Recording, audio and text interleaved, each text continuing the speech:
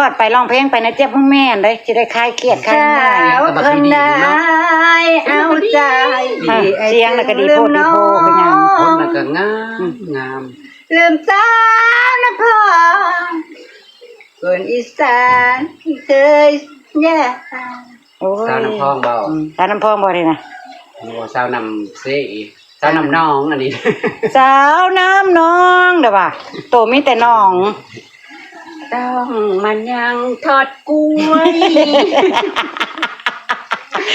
บ้านให้FC สวยนี่จังแมนกล้วยไปแจกนักเรียนน้ำมองลงมาห่อได้ที่ละคือว่าชุดยอดนะลงจนได้พี่น้องสบายดีรอบเที่ยงจ้ะพี่น้อง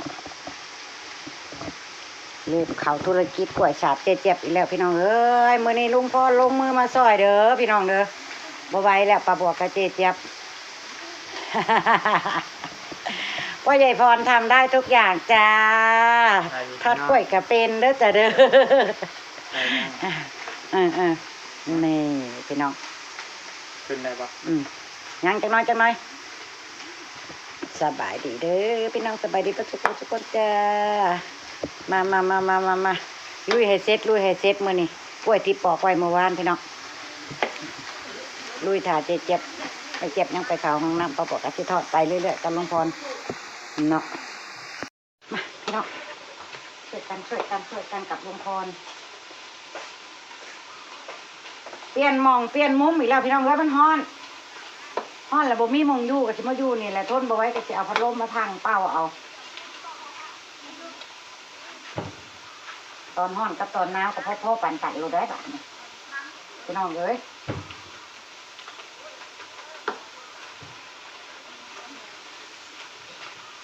ป่ามันรักเด้อสิฮะใช่แล้วมันเป็นอะไรเห็นคนแหล่รถแหล่เป็นเล่าอยู่แหล่เพราะว่าป้าวันมันกินเองนะมันมีคนมาเห็ดงานกับมันบ่มันคือรักกันไก่มันเป็นคนหัวหางนะครับคือแม่งสิไก่มันเป็นย่างตอดมีไก่มันย่างไก่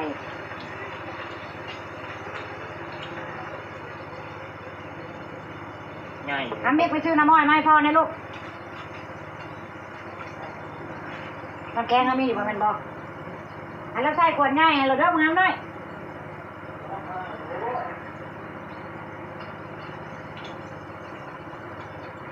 ขวดน้ำมีบ่ยันเราบริซื้อขวดมานำนี่ขวดไปนะขวดสี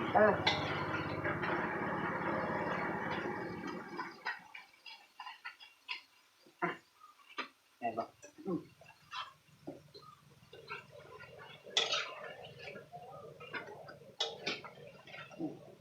พอดีกับหอตาเกิดเจ็บ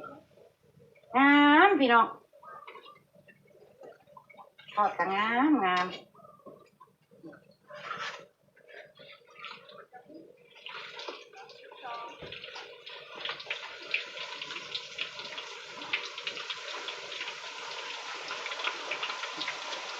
ต้องสองคนซอยกันพี่น้องน้ำมันเต็มที่แล้วจะเครื่องผ่อนกระทะเลยมันเร่งนะคะแล้วไว้แล้วบาดนี้มันห้อนพี่น้องเอ้ย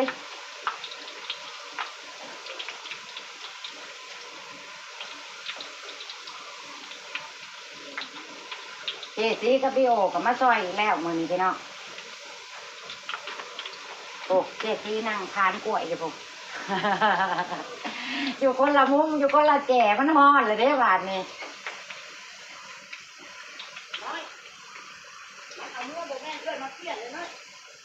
โดยเด็กออกมาเบิ่งให้ป้าไหมลูก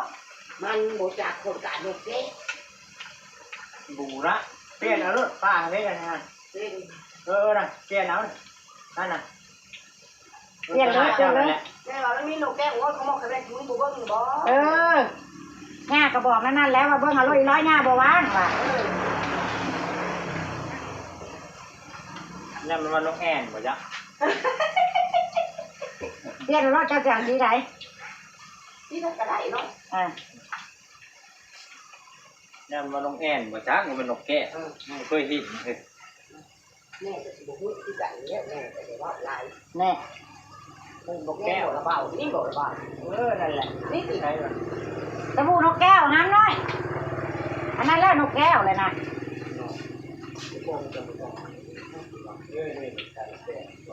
แม่นกแก้วตัวเดียวนั่นแหละ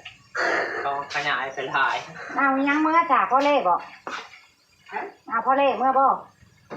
แล้วอีหยังนี่น้อยนี่ สีชมพู พ่อเล่มันโมจักมันว่าย่าว่าให้เบิ่งเอาโลดมันก็เอาไปตัวนี้โลด ย่าบอกว่าไม่หุ้มนกแก้วใน120กว่าโลย่าว่า เดี๋ยวไปเอาซองนึง นั่นสิ ย่าบอกกำลังทอดกล้วยไปป้าไปบ่ได้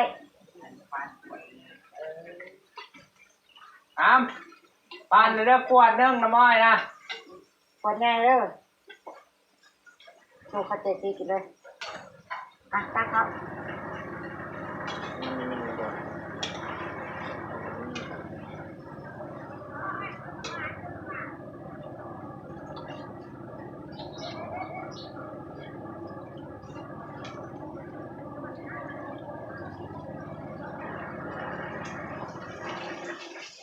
เอาก็มีกล้วยลงน้ำโคโลบานนี่ โอ้คักบ่บานนี่พี่น้อง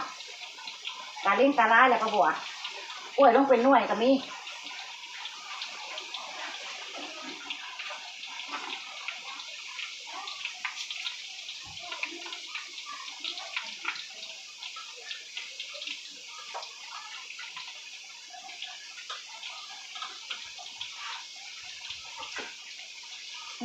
คัก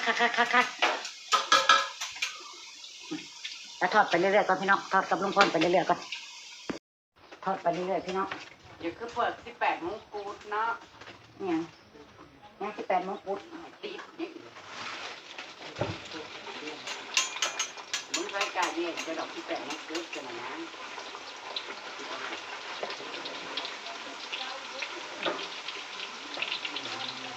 โอ้น้ำมันใช้ได้ใจขนาดพี่น้องกดเนี่ยปวดบึ้มข้าวเดียวที่ได้เต็มกะละมังแล้วจ้ะ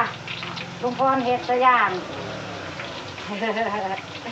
เจอพ่อใหญ่พรทำซะอย่างเอาลุงพรคือว่านั่งล่ะเอานั่งค่ะแม่ ใช่แล้วนะช่างขวดหนึ่ง หมดแล้วอันนั้นใส่กระเป๋าเมื่อกูได้ใส่ ได้แล้วนะคอยสร้างละขวดนึงมาสู้เขาเจซีกินน้60 บาท ตั้งแล้วแก้ว ำแน่น้ำแข็งเอามีว่าสร้างเป็นขวดมาเราสู้กันกินเหรอ เอาไปกด ได้แล้วเลยเอาลงอันนั้นรถอ่ะเอาลงตู้แข็งนะสักพักนึงอ่ะมันเย็นๆเลย นี่ก็แล้วคิดแล้ว ปอนลงนะครับนะปอนลงแล้วรถ พ่อไหนห้ำเนี่ยลุงพรเราเมื่อยแล้วว่าตำหนาตำล้างแล้วได้พี่น้องครั้งแรกที่ลุงพรจมว่าเมื่อย โอ้ยครับ นี่คิดให้บ่ ยกเอารถในกระตานะ ต่างดิ เนี่ยทอดกล้วยทอดกล้วยจ้า ก็เธอมึงไปดี กล้วยเฮิมจ้าแซ่บแซ่บ นี่ร้านก็อยู่ชวนเจ้านะ ตัดให้พวกเลี้ยงหมูไว้ ร้านให้พวกเลี้ยงหมูอ่า ตัดให้ไปในติ๊กกันกันตัดไปแล้วพวกหมูยี่ห้อมันก็หาเป็นกล้วยดิ แล้วแต่พวกกล้วยทอดบ่ได้น้ำลาวหรอก ไม่แล้วก็ได้นักกระปุกมือก็ได้เอาเอาเรื่องพวกลูกแก้วแล้วพวกสาว มาเด้อมาเปลี่ยนลุงพรเด้อคันแล้วแหละเจี๊ยบเอ้ยลุงพรเมื่อยจะแม่นไปข่าวห้องน้ำโดนเด้น้องพี่น้องว่าเราไปข่าวห้องน้ำก่อนแป๊บนึงพวกพวกกับลุงพรทอดได้ครึ่งกระทะกระมังบักไงเลย 3 โมงกูอยู่ 8 โมงกูบอกให้ 18 มงกุฎบ่ โตคือเวลาเข้านี่สติกับกำลังเลยบ่ยาก ขอบ ตอบดีบ่ ได้ ฟังเสียงกอดดังควก ยังก็ต้องเฮ็ดอันนั้นน่ะกูเฮ็ดเองบ่ถือใจกู นี่ กูจะแสดงงานจ้าพูดบ่ทันให้กับงาน มันหนาเลยอันนั้นแหละคือเพราะว่ามันลงเป็นหน่วยนะ ตอนชุด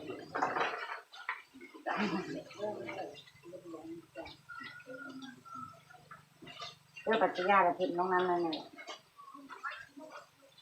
โอ้ยมันบ่อ่านพวกกูมือถือกัน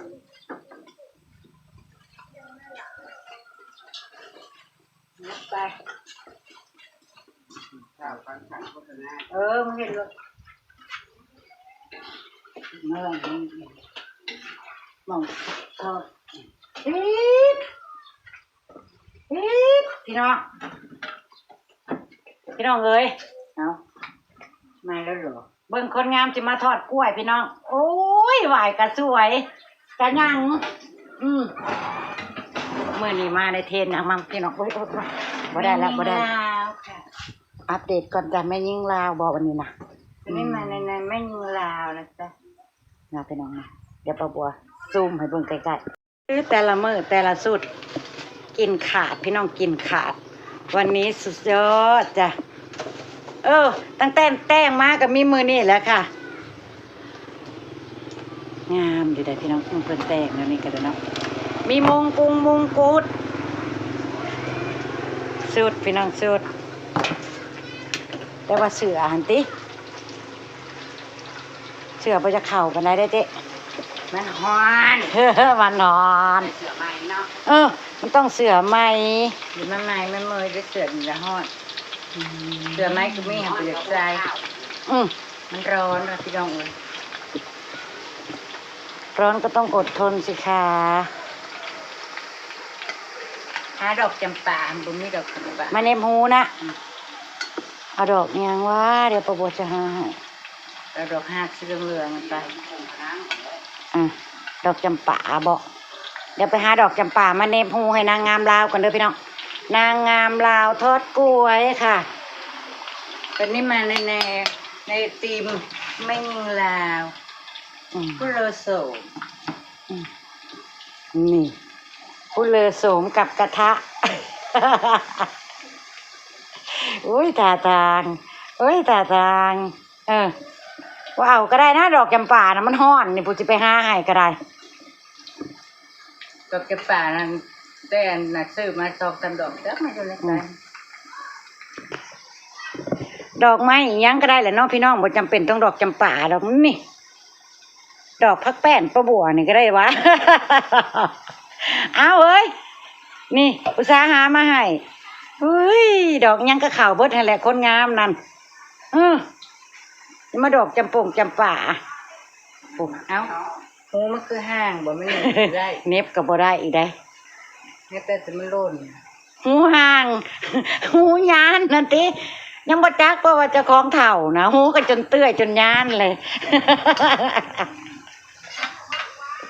โอ้ยทำไมมันร้อนจังเลย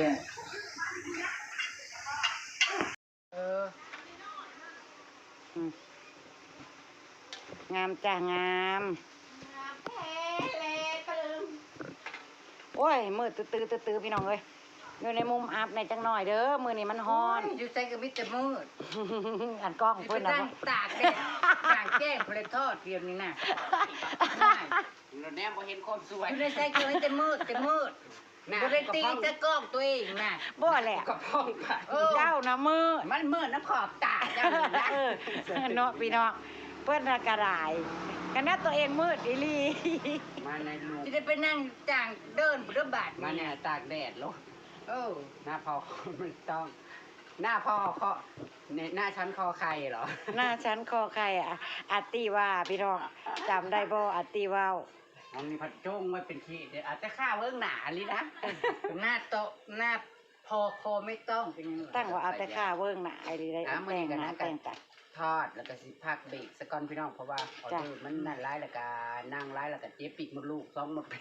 บอลทอดเนี่ยแซ่ล้อออเดอร์อยู่ด้วยนี่บ่มีออเดอร์ส่งด้วยค่ะซีมเลยเด้อตัวมันหวานมันก็เป็นบรรยากาศไปได้นอกกล้วยเฮิมคันจะเอาสีเข้มกว่านี้เพื่อปัจเจียนั่นได้หวานเหรอหวานอร่อยค่ะไม่ต้องใช้น้ำตาลหวานเนาะ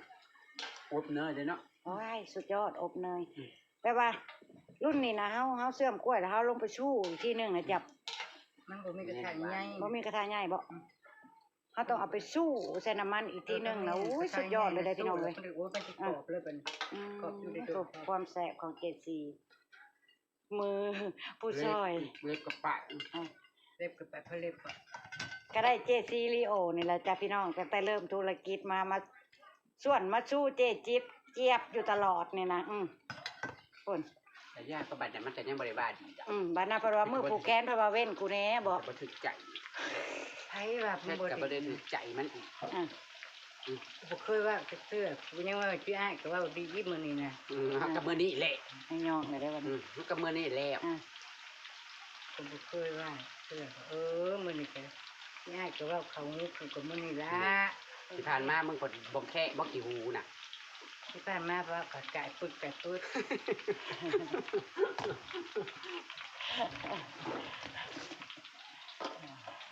จนเลยเอามีดขูดออกเด้อ ง่ายมาอยู่คางอันหมอก๋วยเตี๋ยวประบัวมือนี่พี่น้อง ครัวเปิดมื้อนี้เป็นครัวเข้ามาในๆอีก ง่ายจอกง่ายแจกอยู่นี่แหละจ้ะง่ายให้มันทุกมุมเลยจ้ะ ๆเพราะนี่จะได้ก็อยู่บงได้ก็มีแต่มืด ต่างถือโอกาสรีวิวบ้านประบัวเจี๊ยบให้เบิ่งในโตไปเลยเนาะง่ายมองนั่นง่ายมองนี่ก็ทำรีวิวเลยล่ะจ้ะ มองได้กันเต็มมืดนางว่า เนาะพี่น้อง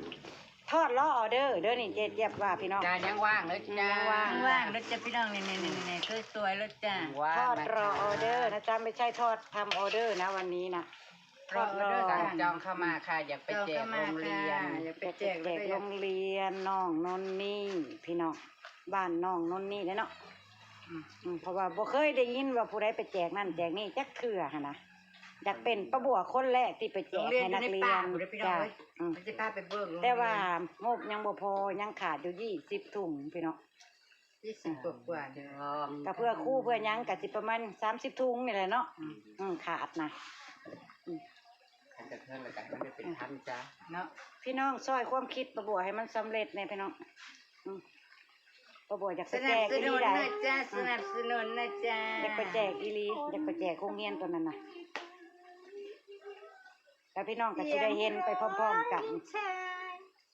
เคยไปถ่ายโรงเรียนน้องนนนี่บ่เจที วิงวอน บาจากบทเพลงเนี่ย อ่า ใส่มันสิบ่เงา แม่นทอดไปร้องเพลงไปนะเจ็บแม่นเลยจะได้คลายเครียดคลาย สา เมื่อยว คนใดเอาใจ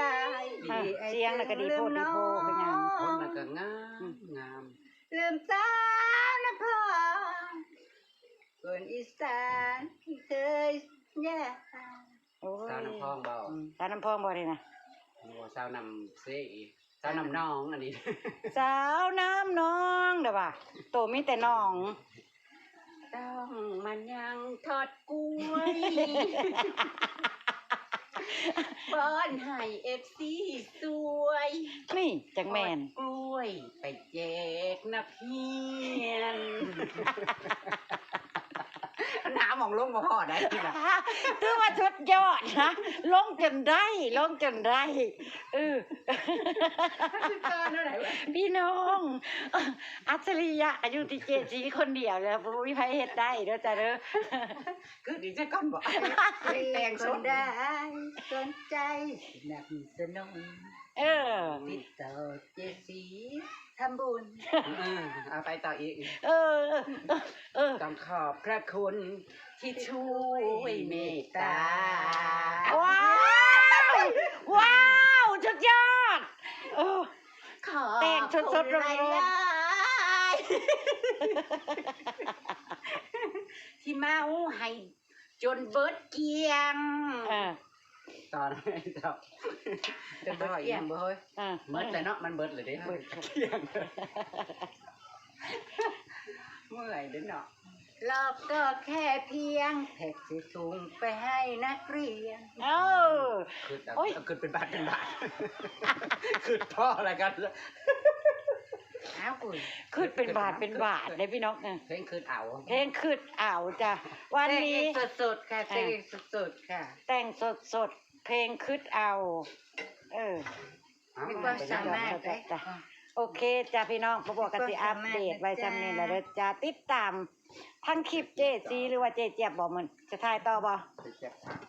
ติดตามทั้งช่องเจ๊เจี๊ยบต่อเด้อจ้าสำหรับป้าบัวเอาไว้สำนี้ก่อนจ้า ขอบคุณ FC หลายๆจ้าที่สนับสนุนเด้อ สนุนด้วยจ้ะเด้อ ขออีกเด้อพี่น้องขออีกหนึ่งกำลังใจส่งมาให้เพิ่มออเดอร์ให้ป้าบัว